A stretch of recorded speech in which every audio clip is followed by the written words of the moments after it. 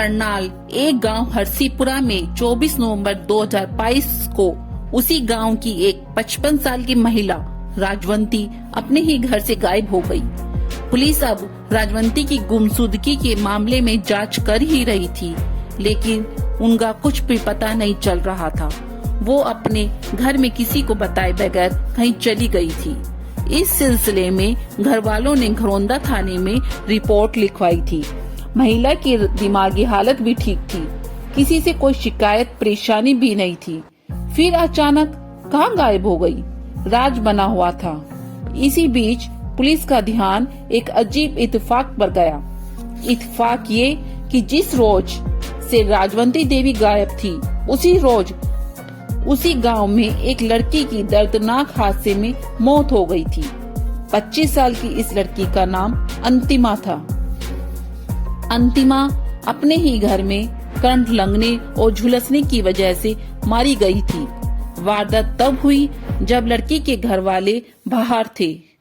जब घर वाले लौटे तो बेटे की लाश देखकर सन्न रह गए। वैसे तो लाश की हालत ऐसी थी कि उन्हें अपनी बेटी को पहचानना मुश्किल हो रहा था, लेकिन कपड़े और ज्वेलरी ये गवाह दे रहे थे कि ये अंतिमा की ही लाश है। अब घर वालों ने भरे मन से अपनी बेटी की लाश का अंतिम संस्कार कर दिया। अब पुलिस ने दोनों मामलों की जांच साथ में करने का फैसला लिया।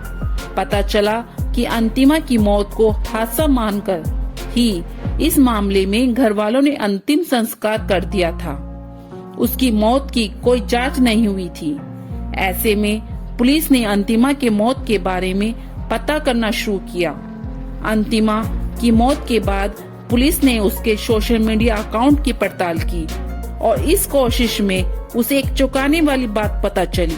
उसका सोशल मीडिया अकाउंट एक्टिव था और लोकेशन उत्तर प्रदेश के शामली में दिखा रहा था। पुलिस लोकेशन पर पहुंची।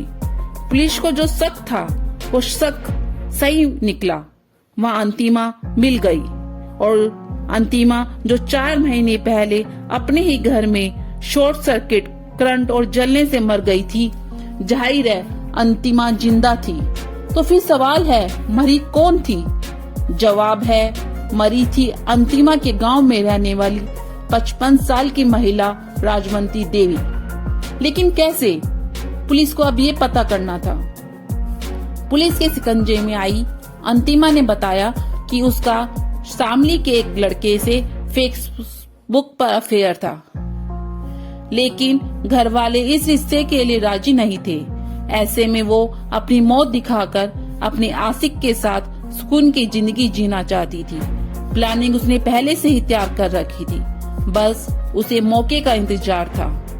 इत्तेफाक से 24 नवंबर को उसके घर वाले कहीं बाहर गए थे और मौका पाकर उसने अपने पड़ोस में रहने वाली राजवंती देवी को बुला लिया।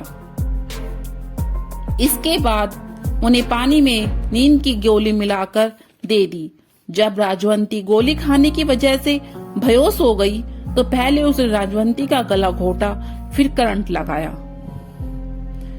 फिर अपने कपड़े पहनाकर आखिरकार उसकी लाश जला दी ताकि उसकी पहचान ना हो सके।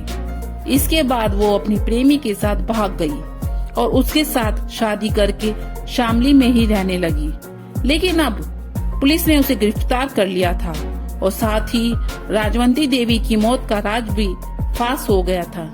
कानून के हाथ बहुत लंबे हैं, कानून से कोई बच नहीं सकता।